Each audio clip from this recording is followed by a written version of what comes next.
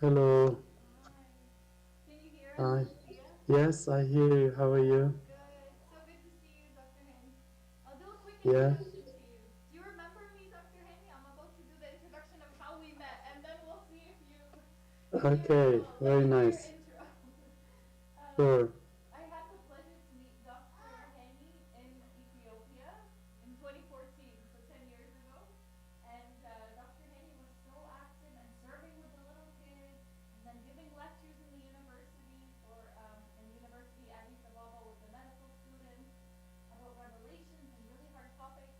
So I was like, who is this uncle amongst us? And like he's so talented in so many things.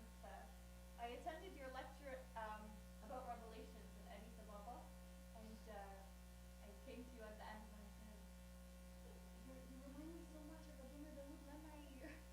And then you had told me that you're his brother, وكده. I'm so happy that 10 years later we could have you in my church to be with you, Dr. Hani. So welcome. That's Thank my you little for introduction. There's tons more to say about Dr. Hani, but you guys kind of got the sure. picture. So we're happy to have Great you. to be here. Thank you. Um, Thank you very much for the invite. Um, I am not familiar with how to show my screen. Let me see. So there is an arrow at the bottom beside raising your hand. Sorry, I can't hear you. There is an arrow at the bottom. It says present now. At the Um, bottom of the screen. um, there was an arrow when I first came in, but I don't see the arrow anymore. Maybe move the cursor Um, down. Move the cursor down and okay, the arrow will appear. Yeah. I'm going to log off and log on again just in case if I did something wrong. Let me see here. Okay, I'll be right.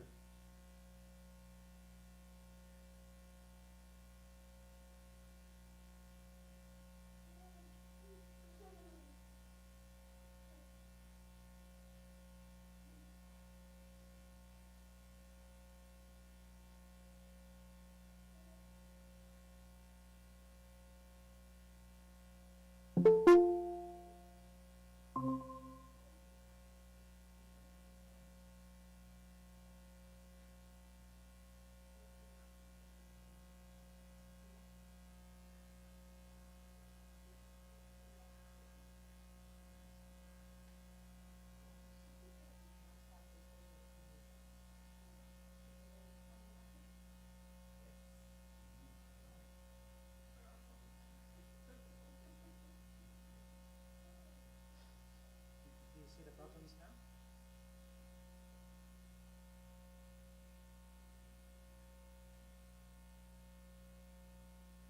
Yeah.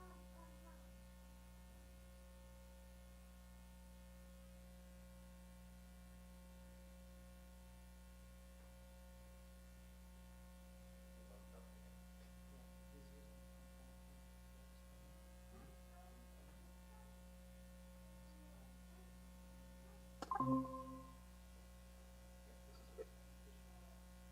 Share the screen. Yeah, this is your presentation. So I think if you share your screen and show here. So I'm always using Zoom, so I have no idea how to use. The same thing. I don't see a place for share. There was a present before, but when I did it, I wasn't able to use my audio. If you want, I can Um, find a way.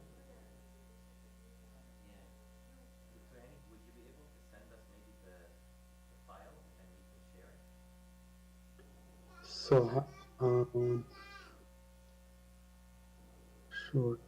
Okay, you must grant permission in order to share your screen. Yeah. Can you request? Setting for this website to update. Um, you guys have to grant me some permission, maybe? I think you have to request it and then we can approve it. Or if you're using an iPad, it's probably a setting on the iPad. Present now. Yeah. It says, cannot share your screen. You must grant permission. Select Safari for setting. Wow. All right. Are you using a laptop? iPad Yeah. or a MacBook. Is Um, it a Mac? Mac. There should be a Select Safari settings. yes, Chrome. Are you using Chrome?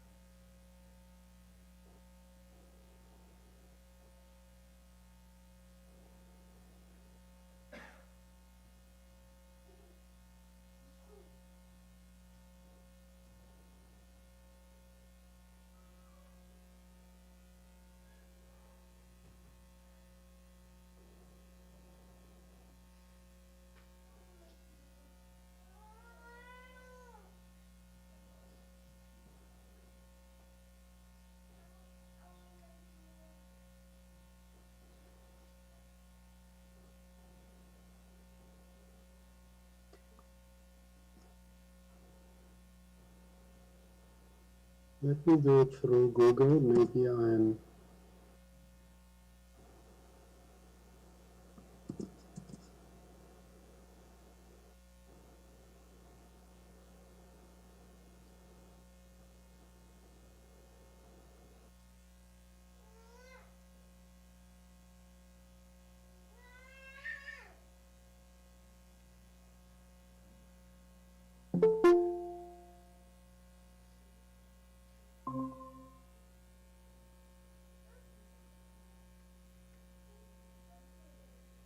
Okay.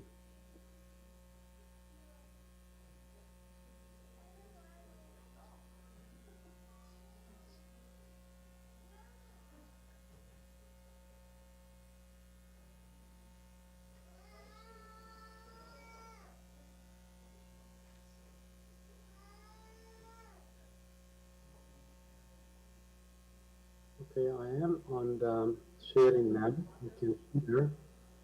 Um,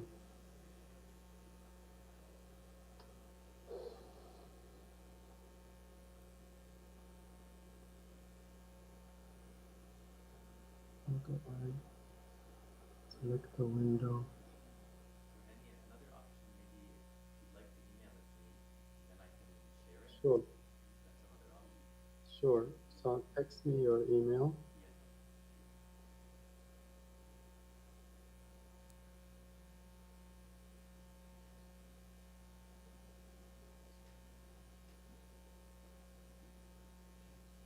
Oh, I got it actually. Oops.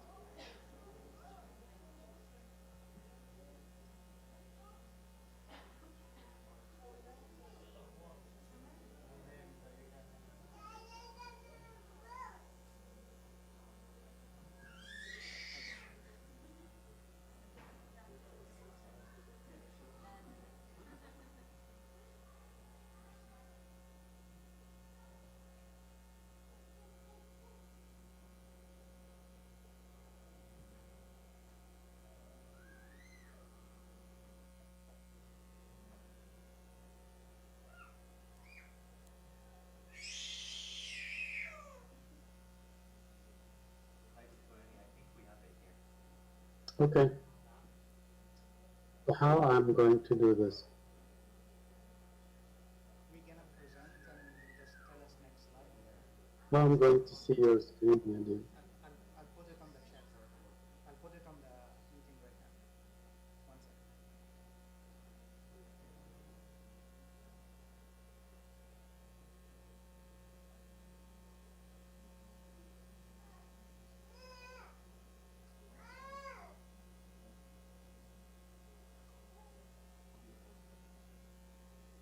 Can you see my screen now? Can you see my screen now? Yes. Yeah. All right, so let me start, please. Name of the Father, Son, Holy Spirit, one God, Amen. Thank you for the invite and for the beautiful words. Not sure why you can't see my camera now. Let's see if I can.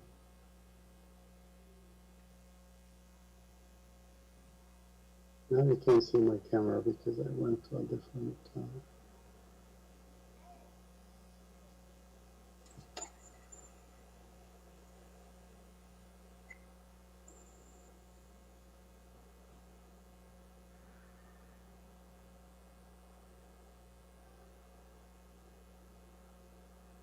Mm,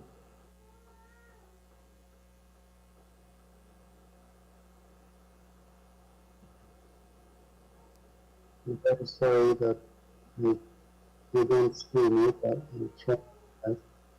But I'll go ahead so I don't waste your time. Um, so, oh, I have an idea. I think I can do two things.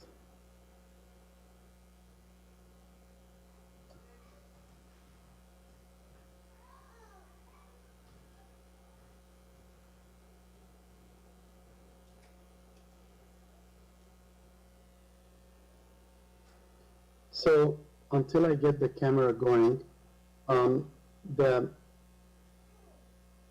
topic that was requested of me was about how to resolve fights. And I see that there is a,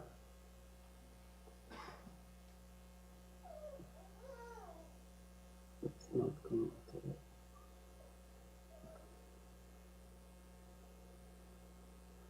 can you still see my slides? Yeah, we can see the second slide now, but we just Okay. can't see you on the camera. Yeah, I'm going to try to use my phone just for the camera. Um, but I want to start. Um, I think I need a code to verify a phone, please.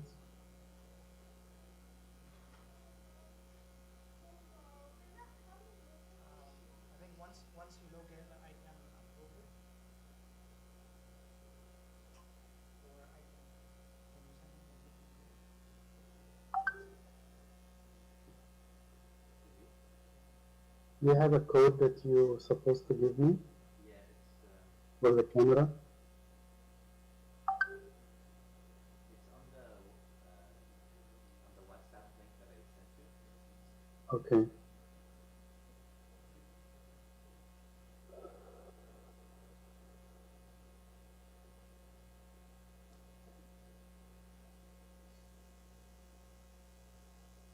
I just resent it.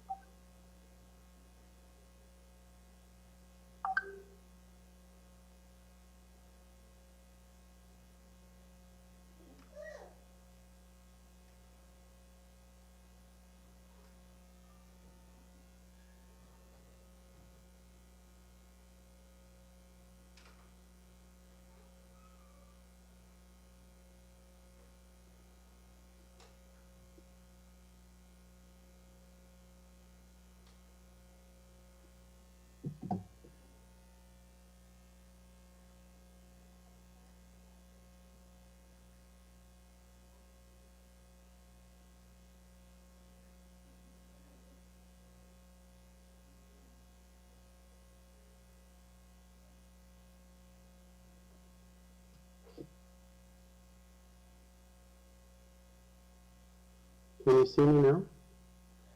No, not yet. Okay, one second.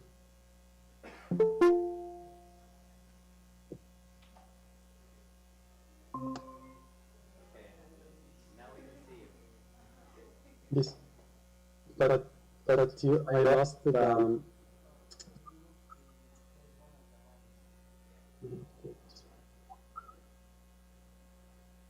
Mm,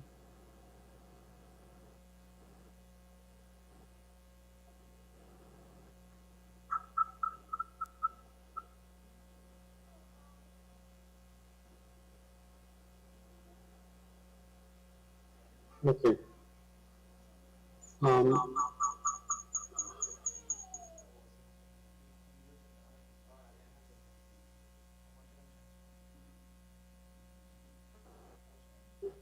can you hear me? Yes. Yeah. Now it's good. And you can still see the slides.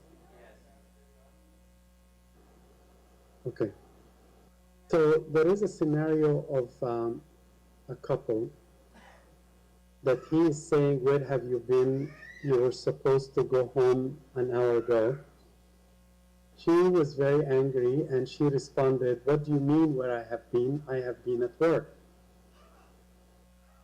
He got defensive and he said, "You get off at 5, it's 6:30.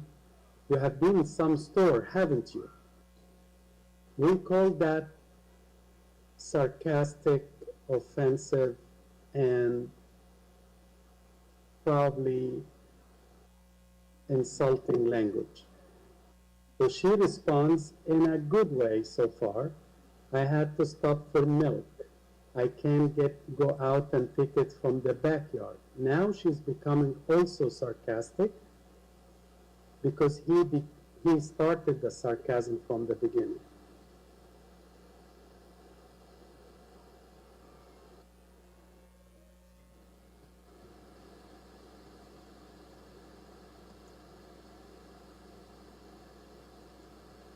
And then he responds by saying, "If you haven't sit down and make a grocery list like I keep telling you."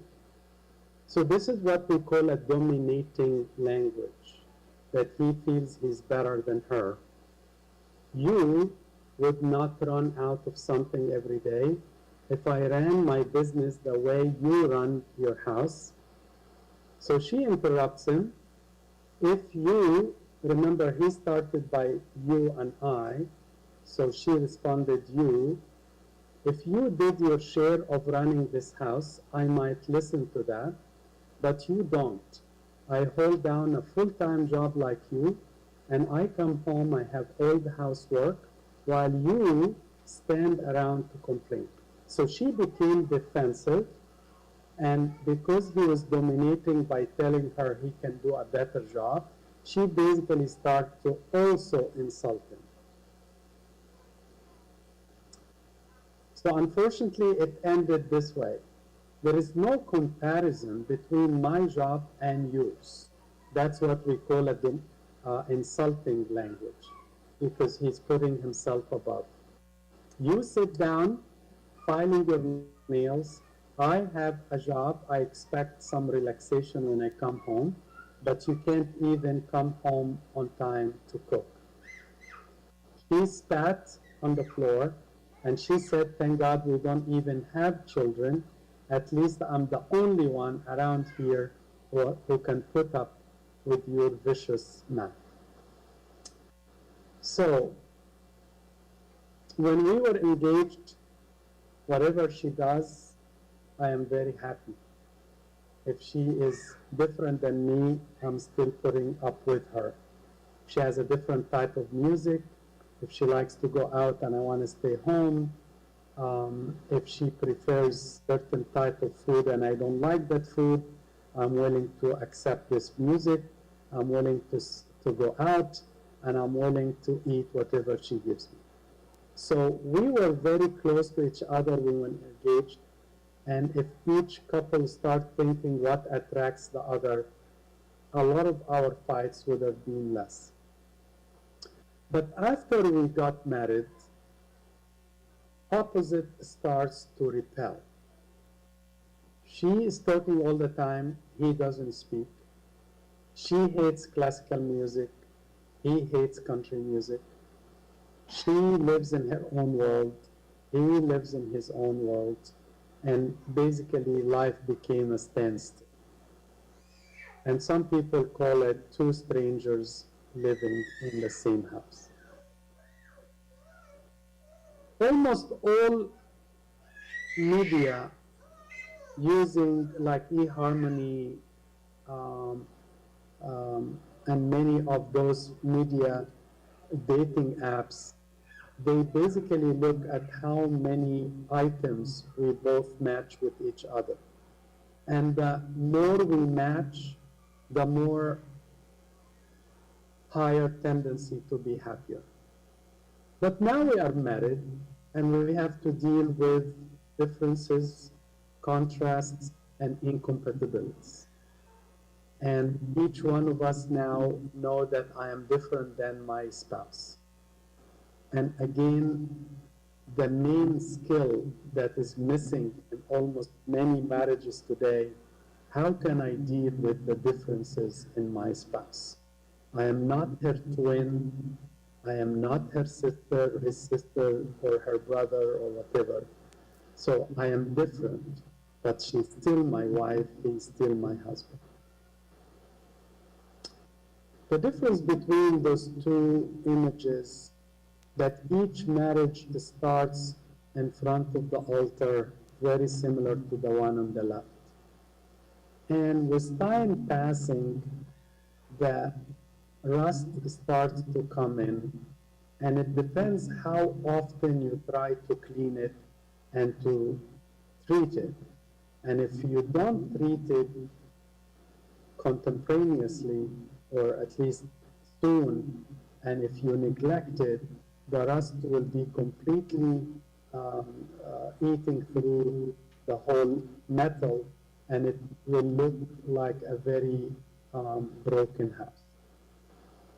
So unresolved conflict, which is left without no treatment, can eventually result in a hole, and this marriage is like a ship sailing with big holes the world will go through and eventually can sink. Some of us are living and maybe wish to divorce, and some of us are living each one in his or her own life, because each one of us doesn't want to care to treat the rust and says the other person is in charge. She is responsible. He is supposed to start. So I'm going to go through 4 points. The first three will be fast. These are basic ways how we deal with conflicts. Fight to win, withdraw from the conflict, yield to the other person, and lovingly confront the other person. Fighting to win, and I'm going to make one or two examples, then I'll use them all through. For example, your wife wants you to make a decision if you guys are buying a car or not. She wants another car. You don't want to give her a car. So she studied all types of cars and she found the right type, the right size for the family and the amount of money and the finance. And now she wants to tell you all of this. But you are not buying a car. So rather than you actually discuss with her the option of buying or which car, you actually don't even listen to your spouse's opinion, because her opinion doesn't matter, and the only opinion that counts that I'm not buying a car, and basically I don't want to be confused by types of cars or finance. My mind is already made up, And I am winning by avoiding even talking to you about the car. The decision is made in my head and is made even that I start ignoring completely the idea of a second car. And this is what Steve Covey in his book called a win-lose. One person is winning, and sometimes is winning all the time because it's not just the car. Now your daughter wants to go to, say, a private school, and you want a public school, and you don't want to even discuss it, so you are not even listening. So that's what we call the conflict is unresolved, and the rust is really being treated by an acid, leaving the rust to get worse and eat through marriage. The second negative way of resolving a conflict, when a person wants to avoid a fight at any cost, and this person will not listen but actually try to give excuses that he or she will not be able to talk about it. So running from the conflict is easier than dealing with it. And I'll give you an example. You have a leaking roof in your house. You are in the summer. Your wife has been asking you to do it. You don't think the money is available for you now. And basically, the best way is to leave the option unresolved. You are not treating the roof, she is not doing it, and nobody's talking about it. And basically, you are withdrawing as if there is no problem. So the difference between number one and two, number one, you realize that she needs a car, but you are ignoring it. Number two, you are actually not admitting that there is a problem to begin with. No, you are imagining that the roof is leaking. Here, both of them are losing because eventually the ceiling may drop on both of their heads. Maybe their daughter will not go to the right school. Maybe one day your wife needed to go to a hospital and she can't go because you never thought of buying a car. So this is what we call lose-lose. This is a very common among Middle Eastern couples. When one of the couples, let's say the wife, she has her way that she always fights and she has a very loud voice and she screams, and her husband doesn't want to go into these fights because it gives him headache. He gets annoyed from her loud voice. He doesn't like that she's fighting. So he lets his wife to have her way just to get rid of the conflict. You want to buy a car? Go and buy a car. You want to send the girl to a public school? It's up to you. You want to do the roof? We will borrow the money. Basically, he is not accepting her solutions, but he is yielding, and at the end, he is unhappy. He feels resentful because his wife is always gets her way, and he feels guilty because he is becoming a mat that she's always stepping upon. The conflict is unresolved. Both of them are losing, but of course, one of them think she is winning because she gets her way all the time. And at the end, he or she does not want to do the work necessary to remove the rust and basically giving in quickly to the person, the other person. There are 10 points that each one will take a couple of minutes to lovingly resolve what is the resolution remedy or policy in resolving conflicts. Lovingly confront the other person. So number one, I'll go through each one, but just to enumerate them, minimize distractions, attack the issue, not the person, listen to each other, avoid making blanket generalizations, try to keep from bringing up old conflicts, stay on topic, empathize, be willing to confess mistakes, forgive, and get counsel. So when we have the conflict of my daughter needs to go to private school because I am not comfortable with the public school education, let's say. You also have another topic which are important but not as urgent because the school starts in September is we need a second car. Let's keep those as our issues. So your wife needs to register your daughter very soon. And because you want to register your daughter, you want your husband to agree with you. So you decided we need to talk about it. So you tell him, listen, we have to discuss Jessica's school. How about tomorrow after work? I'll send the kids to my mom, and we talk. And he says, okay, fine, we have to do it, then we have to do it. Then you guys meet in a room that doesn't have a TV, a remote control, or a cell phone. Basically, this room should be devoid of any technology, and for some people should avoid the kitchen if some of you may touch a knife or something. But minimize distractions, meaning he cannot be listening to you and playing in his iPad. You cannot be listening to him and you flipping channels on the TV or flipping pages on a fashion magazine or doing the bills. None of that.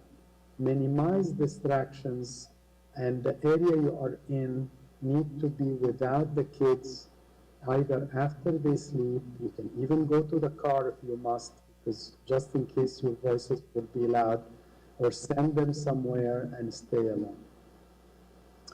In order to civilize, resolve your conflicts in a civil way, do not attack the person. The worst thing that some psychologists say, the first 3 minutes of every um, conflict is the most important and can determine the end of the communication. So if the first 3 minutes, let's say you, the wife, said,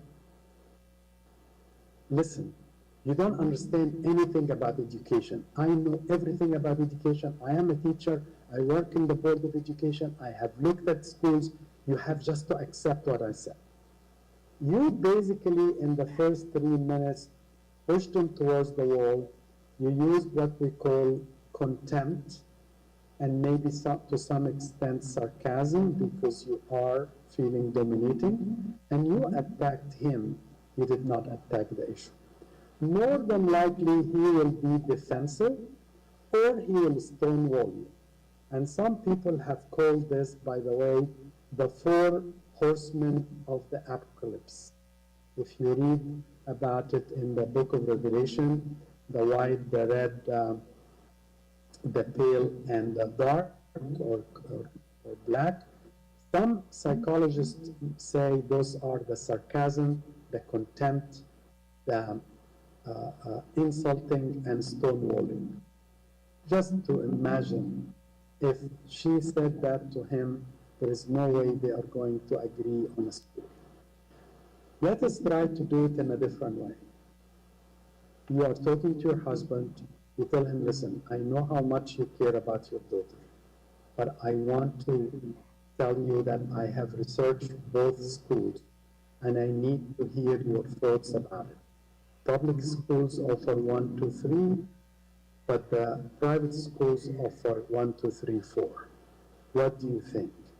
You are attacking the issue. Your husband is not the problem. If you don't want the car, then you cannot tell her you have no business thinking about the second car. You don't ever care about money. I'm the one who working 2 jobs. Again, first 3 minutes, you lost the discussion. Forget it. She is going to go out. More than likely, she'll sleep in a different room, and everybody lost. But if you really cannot buy a car, this is how you do it. Um, Darling, listen, I know you want a second car, and I think it's a great idea, but give me until the beginning of New Year. After I do the taxes, after I get sell the other whatever, I promise you, let's review everything about cars. You are attacking the issue, not the person. Please avoid critical remarks about your spouse. You cannot say you know nothing about cars or you know nothing about education. You are the last person to speak about parenting. Who are you to tell me how to raise my kids? Stop this contempt, sarcasm, insulting, because it will end up by the four horsemen. Number three, please listen. And I put the Samaritan woman because if I'm imagining a video scene, like The Chosen, for example, um, he was listening to her. Our Lord was listening. This woman in the beginning was attacking Christ, by the way. He told them, how dare you come without a pot? You are irresponsible, and after all, you are um, Israel, and you are a Jewish, and I am Samaritan. How dare you speak to me? I'm a man, you are a man, I'm a woman.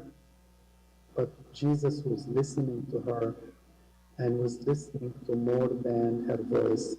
He understood this is a woman with a lot of pain, a lot of depression, a lot of anger, a lot of embarrassment, a lot of shame, and he absorbed all of this. He kept his eyes on her. He kept his ears. He wasn't pulling the water while she's talking. He wasn't distracted with anyone. He actually let his brothers, the apostles, go somewhere else to fetch some food.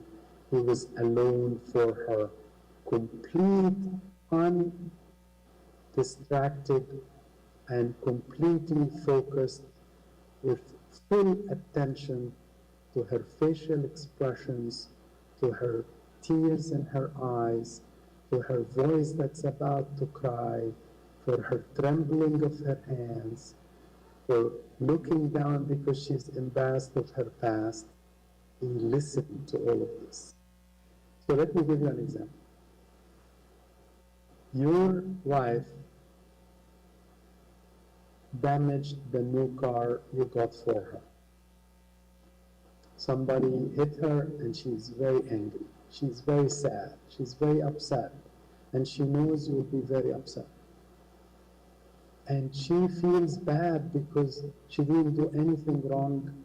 The other woman hit her and she didn't do anything. She wants to tell you all of that. But you don't want to listen. You care. And you went ahead and you called the insurance, and I know what type of insurance in Canada you do, but you took care of the car and you got her a loaner and you're fixing the car, but she's very mad at you. And when you ask her, or somebody like me ask her, why are you upset? He didn't listen. I want to tell him what happened. I want to tell him that I'm upset about the car. I want to tell him that it wasn't my fault. I want to tell him that I didn't want this to happen. I want to tell him that I care about him and I know he's upset. You did the right thing, but you, on the same time, did not do the right thing because you did not listen.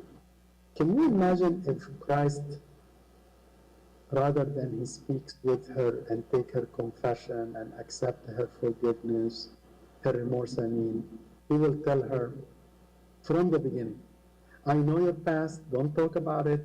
I know how many men, just forget it. Just go and get your Samaritans to come to talk to me. Well, he took care of the business, but he didn't listen to her. Why this woman became San Fotini and she died next to the well? Because actually she found her groom. He was the only man that really cared. So make a sincere effort to consider what the other person has to say. Please, please, please Do not try to dominate the conversation, and I tell the women more than the men, by trying to jump in while your husband is speaking. You want to explain things, you want to interpret things, you want to correct things. Give him a chance to speak. Then you have a chance to speak. Please do not interrupt each other. Respect one another. Do not make facial expression. Do not make hand gestures that means that what she's saying is garbage. Do not stand up as if you want to leave because you think your husband's point is unimportant. That's not listening. Listening exactly like this picture, eye to the eye, and ears listening to the mouth, and hands are clearly to express, not to show anger or to show disgust. Number 4, in the first 3 minutes, she decided to tell him, you are going to make a decision about Jessica's education. You never even studied for her. You never sat with her to study homework. You have no business to come now and tell me which school I should take my daughter to. You are not a good parent to take care of my daughter for you to come now and tell me which school. He will tell her in a different scenario, you don't even know how to drive cars, let alone now you tell me you need a second car and you're coming to tell me Honda is better than Camry. This is called generalizations. You made your wife ignorant, illiterate, stupid, and you made your husband uncaring, unfatherly, if there is a word like that, and that's called generalization. The word you never, you are always, are some of the unacceptable words in a discussion or a conflict resolution. Because once you say, you always um, don't care about taking us out, and he may answer in a different time, you never make any food or cook. And all of a sudden, he'll tell him, really? Okay, I'm not cooking anymore. And he will say, really? Okay, I was about to take you out for dinner, I'm not going. So, most psychologists accept what we call the XYZ, which you have to use the word I feel. So, I'm going to make the two bad scenarios into good scenarios. When you study for Jessica, I feel so happy because I find our daughter understand much better from you than anyone else. You're basically asking your husband to teach your daughter or to study with your daughter. But the word I feel, for example, your husband is always unkind to you outside the bedroom. When you kiss me on the head in the kitchen, I feel so happy because I feel that you really care about me. All what you are asking him, I like your kindness when you are kind to me in front of the kids. But rather than you tell him, you will never and you will never change and you are always hard-hearted, you can say to your wife, um, when you organize my desk, I feel very important because you made me feel that I am the center of your life. Basically, you are asking her to take care of your room or your office, whatever that is. When you How about that? When you speak nicely about me in front of your parents, I feel so proud because you raised my stature in front of my mom. Very super statement. I wish I spent more time in this, but I can tell you this XYZ is a lecture by itself. St. Paul mentioned very clearly, although not about marriage, but can apply, let no corrupt word proceed out of your mouth, but what is good for necessary edification. And the word edification means, does your word is going to help him grow, or you are going to ruin or break down the person in front of you? Number 5. Let's say 6 months ago, you forgot her birthday, and today you guys are discussing the school for Jessica. So while you guys are discussing Jessica's school, she comes out, your wife, and says, and you think I'm going to forget that you have never even cared about my birthday, my last birthday? Why are you bringing this? Why are you rehashing an old conflict? Isn't it enough what we have on the table? You think we can even easily resolve this conflict for us to bring an old one? You forgot, for example, or she forgot to call your mom when she was in the hospital. And it was a bad thing, and she asked you for forgiveness. And all of a sudden, she's talking about the cars, and you said, you want me to get you a car, and you never even cared to call my mom when she was in the hospital? Why? Why are you bringing up an old conflict? Focus on what's in the hand. Very similarly, what if two topics? Jessica's school, the Honda or the car. And all of a sudden, you agreed, your wife asked you that we want to talk about Jessica's school.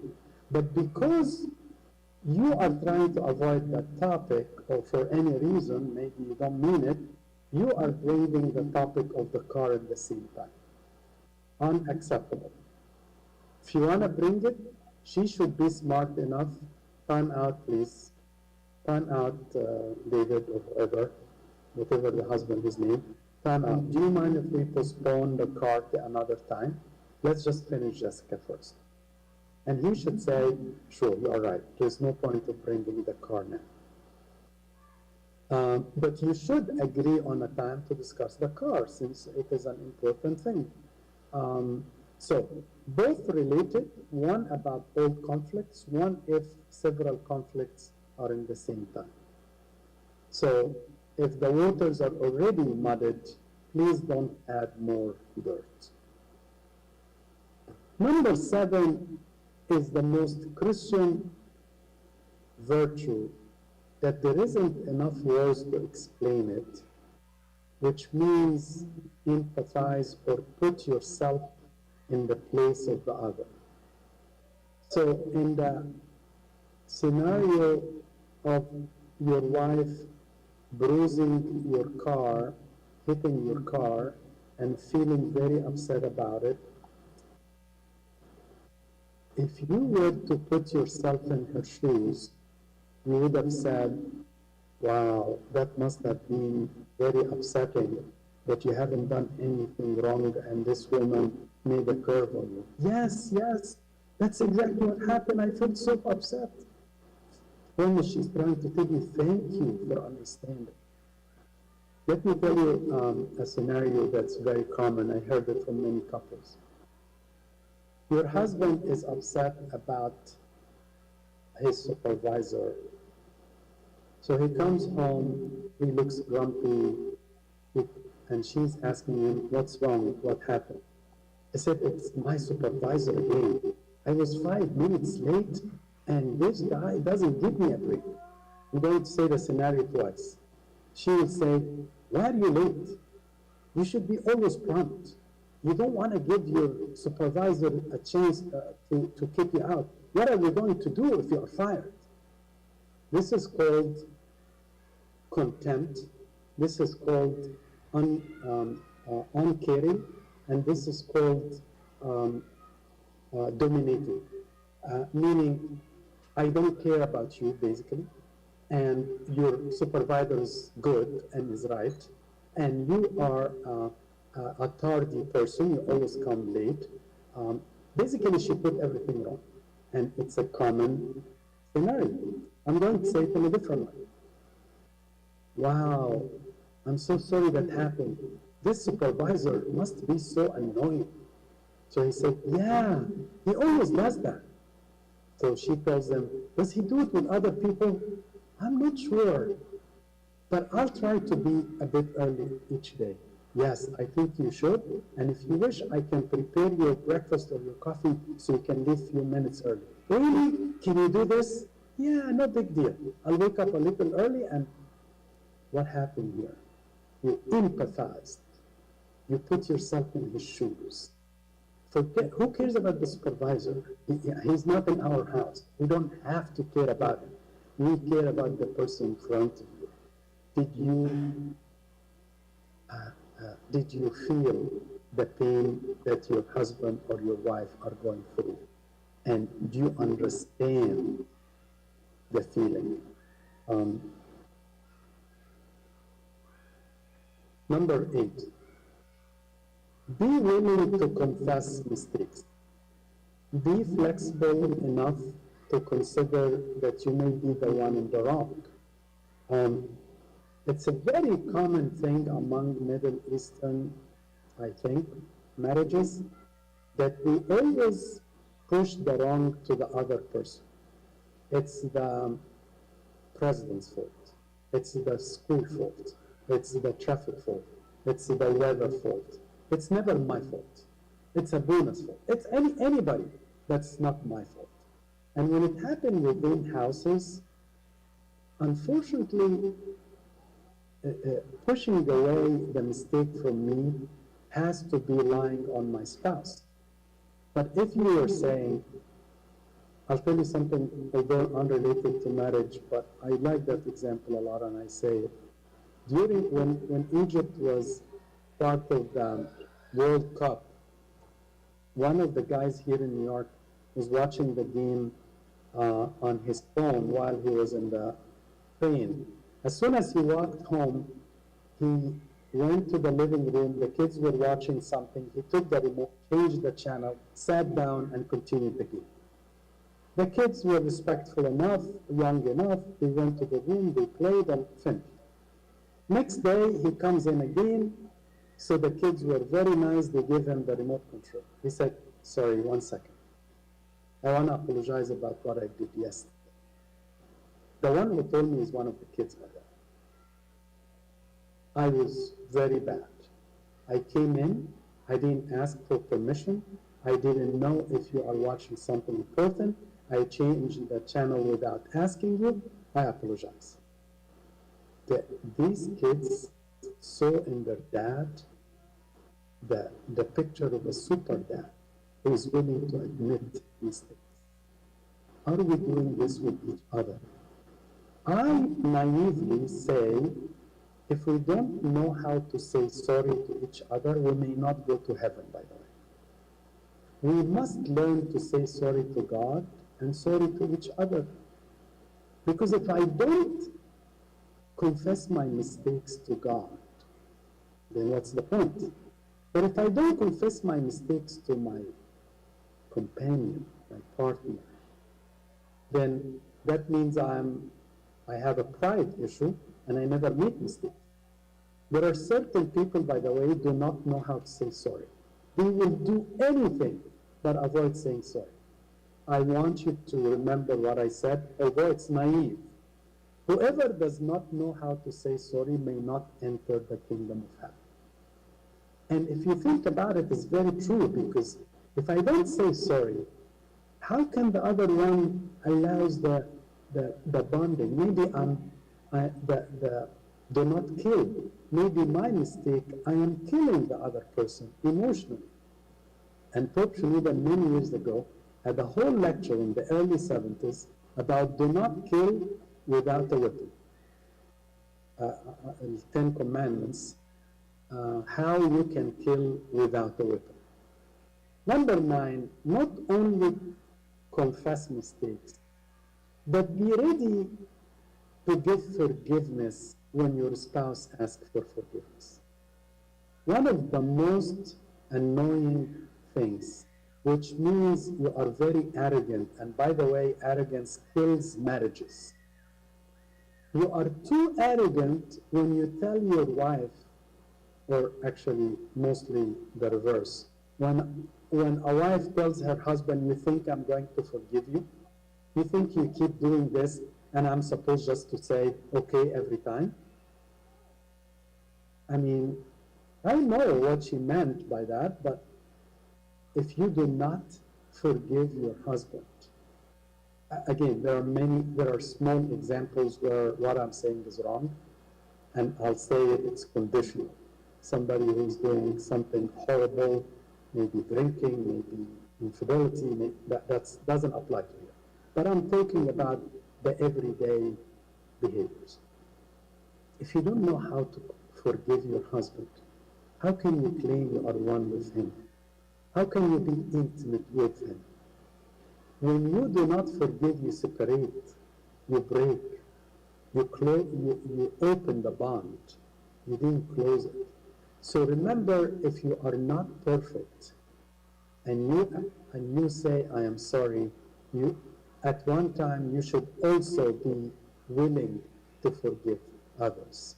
And by the way, if you say sorry to your husband, more than likely he will confess his mistakes as well, because now he knows that you are a human being after all.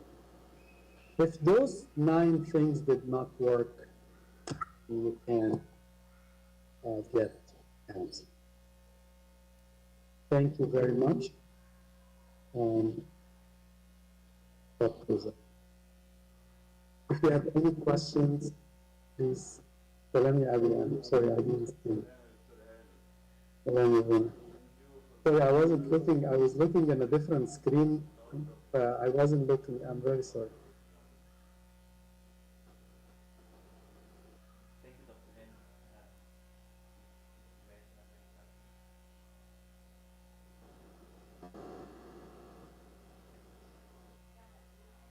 Oh, thank you. I need questions. You can ask.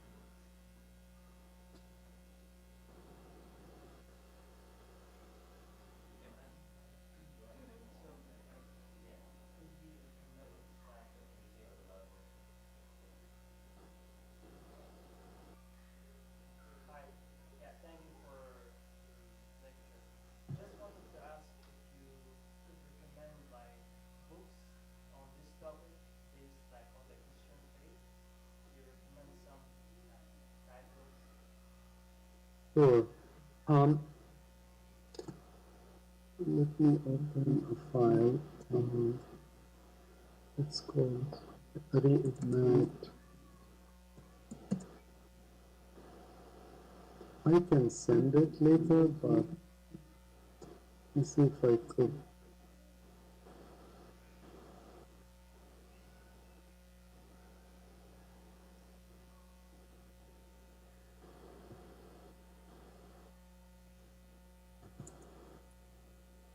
So I don't think you see. All right. So some of the books I can send to David. So the 5 Love Languages by Gary Chapman. It's written in English, French, and Arabic, by the way. Another book called The 7 Principles for Making Marriage Work by John Gottman. Um,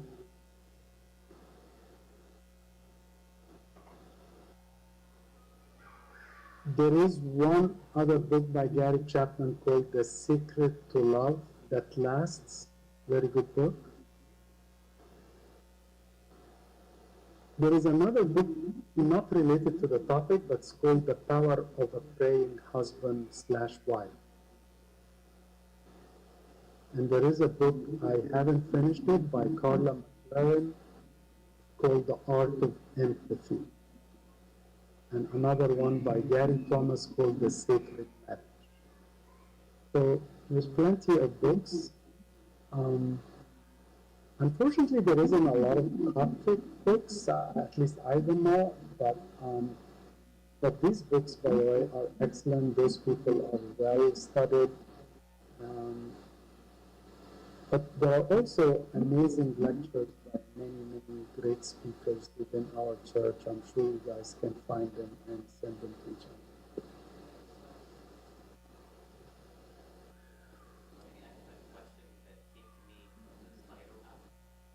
The question was like after sort of like a fight or a quarrel, how can you amend um, between each other? Like if there's some sort of hurt after a fight or a heated conversation, um, how do we go about to amend between each other? ديفيد أنا في إيكو جامد مش عارف أسمع Okay, مش عارف ليه هل بسببي أنا ولا okay, is this يا better? إما تكتب يس Okay. The question was about that came to me through the app. Question about like amending after a fight. How can we amend between each other after a fight or after a heated conversation? No, sorry, it's not clear. ممكن تكتبوا لي أو Okay. مش عارف ليه مش سامع. It's Okay. my fault too. No, it's okay. Can I try again? Is this better? Yes. Okay. The question was after a fight or a quarrel, how do we go about to amend between each other? How do we go about what each other? Amend يعني نصالح بعضينا because sometimes the fight is Oh, heated and sometimes there becomes like a gap or a range of like emotions, heated emotions that sometimes maybe we're not talking to each other or we're hurt. Um, there's hurt. How do we like reduce that interval and how do we how amend? to heal the wounds. How to heal the wounds between each other? um,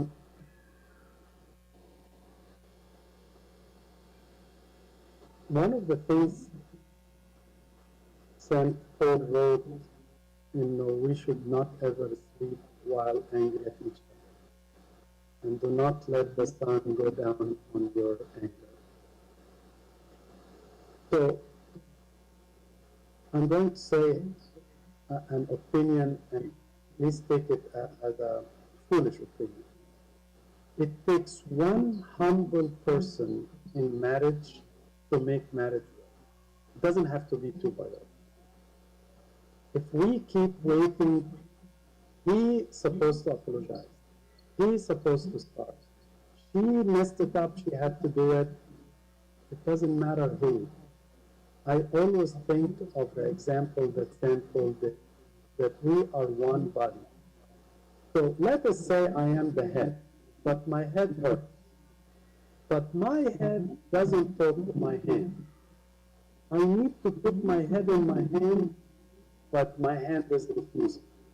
So I am getting severe pain, but I can't even find my own body. We should be growing in humility. I think if you grow in humility, you can't imagine the number of conflicts will decrease and the number of people going to heaven. Because humility is the fastest way to God's heart and to your spouse. Now, you may tell me if I keep humble, he will keep stepping on me. Maybe, but I can tell you at the end of the day, you are one body. And all members belong to the same body. And at the end, Jesus is the head of the body.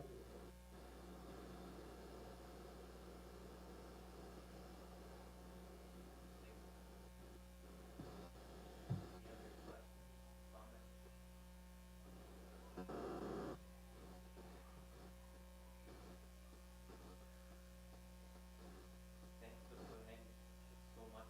Thank you very much. حللني يا أبي صلواتك يا أبي. Thank you حبيبي. سلام. I'm very sorry about my technology mess up. No, no, that was great. Thank you so Okay. much. Bye. سلام. Bye bye.